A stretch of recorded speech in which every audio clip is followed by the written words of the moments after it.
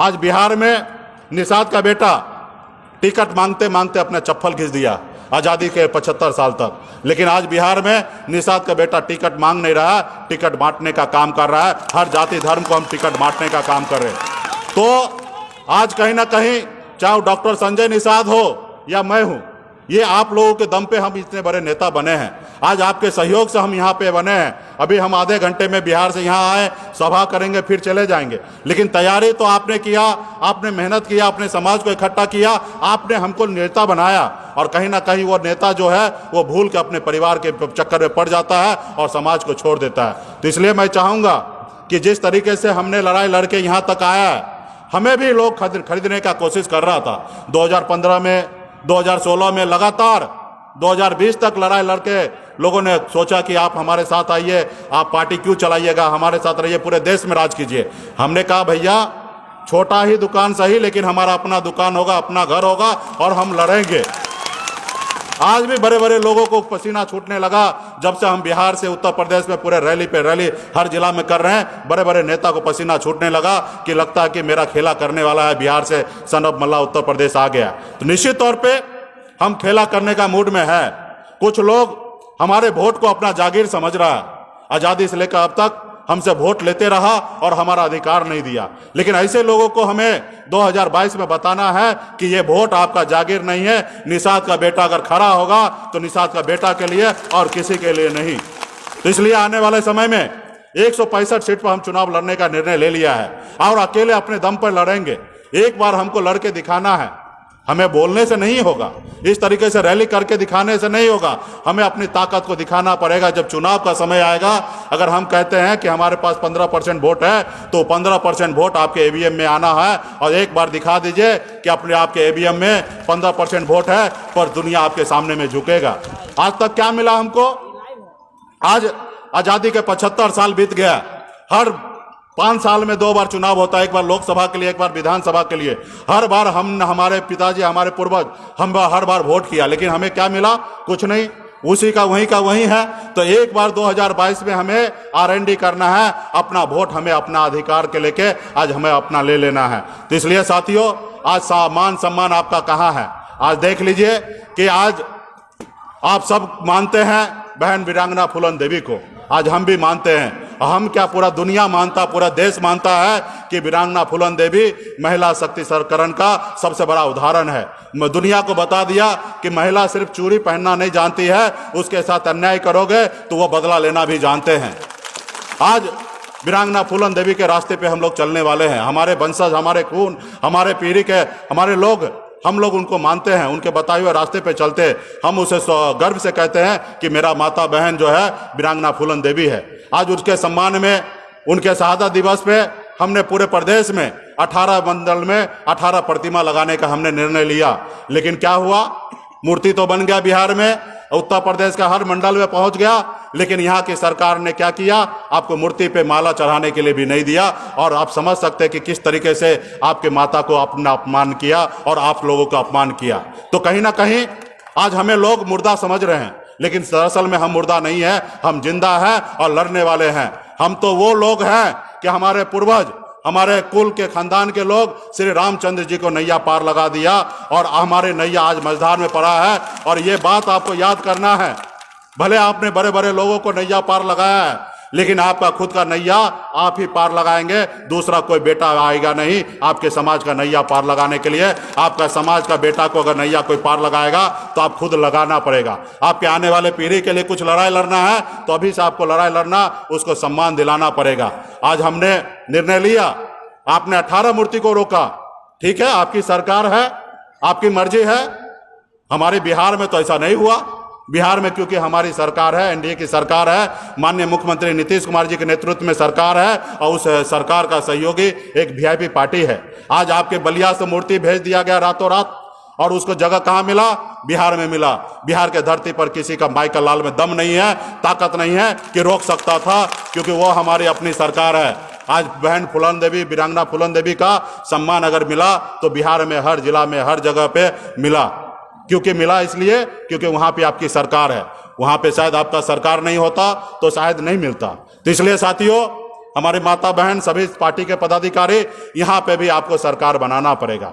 आपको गांव-गांव में, आपके हर मंडल में, हर प्रखंड में जाके आपको गांव में हर एक जगह आपको सनत मोल्ला का विचार को वहां पे गांव-गांव तक पहुंचाना है। और एक बार करो या मरो की लड़ाई लड़ना पड़ेगा। 2022 के लिए तैयार हो जाइए। अभी भी हमारे पास 4-5 सब महीना है। अब मजबूती से अपने घर में अपने लोगों को जागरूक कर लेना है।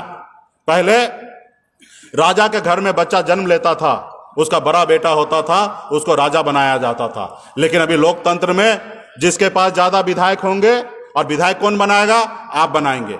जिसके पास ज्यादा विधायक होगा वो लखनऊ में राज करेगा या पटना में राज करेगा, राज का मुख्यमंत्री कहलाएगा।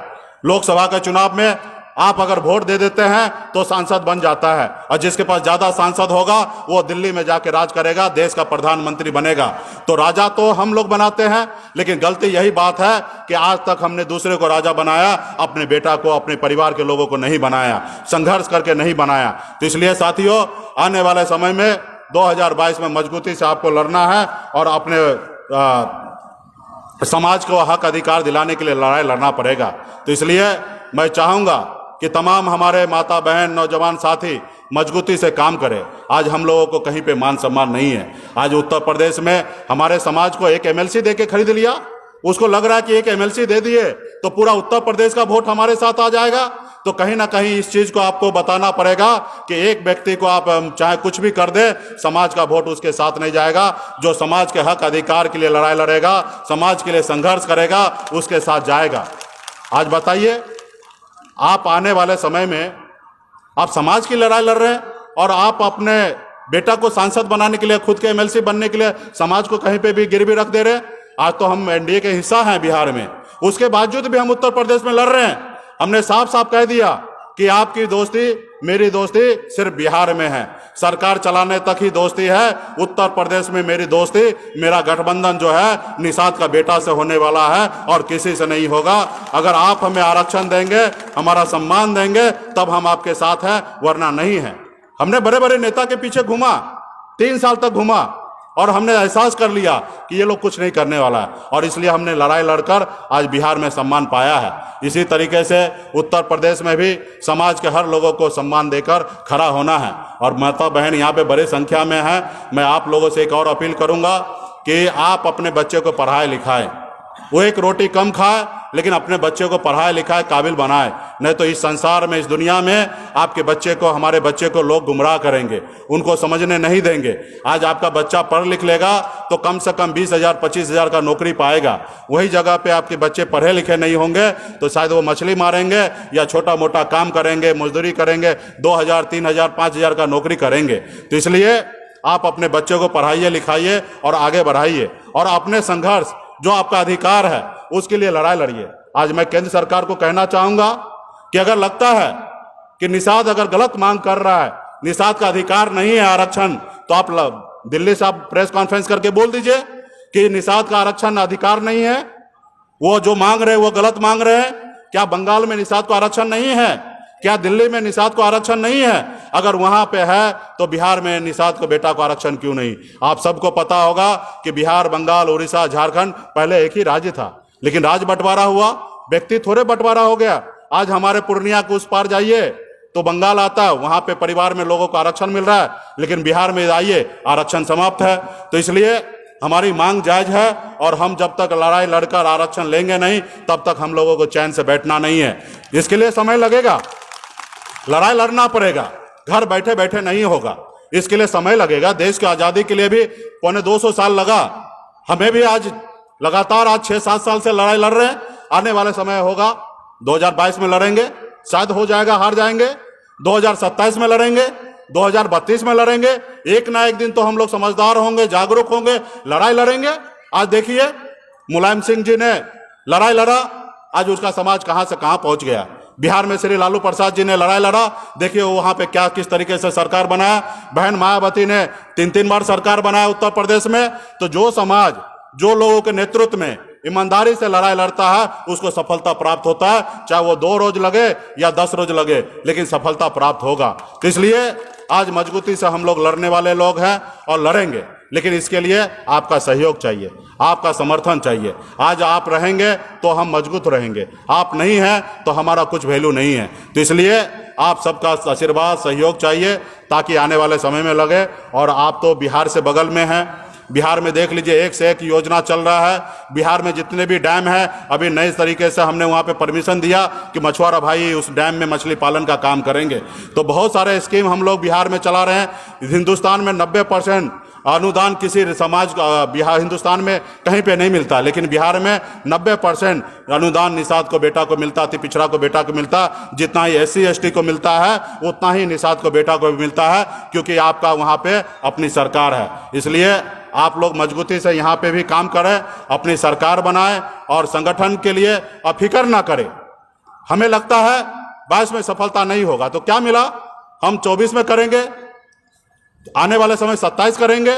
और हमारा तो निर्णय ले लिया है कि 22 के चुनाव के बाद पूरे हिंदुस्तान में हम 150 लोकसभा सीट पर तैयारी करेंगे। बिहार, उत्तर प्रदेश, झारखंड, उड़ीसा, बंगाल और 5 राज्य में हम 150 सीट पर तैयारी आने वाले समय में करेंगे।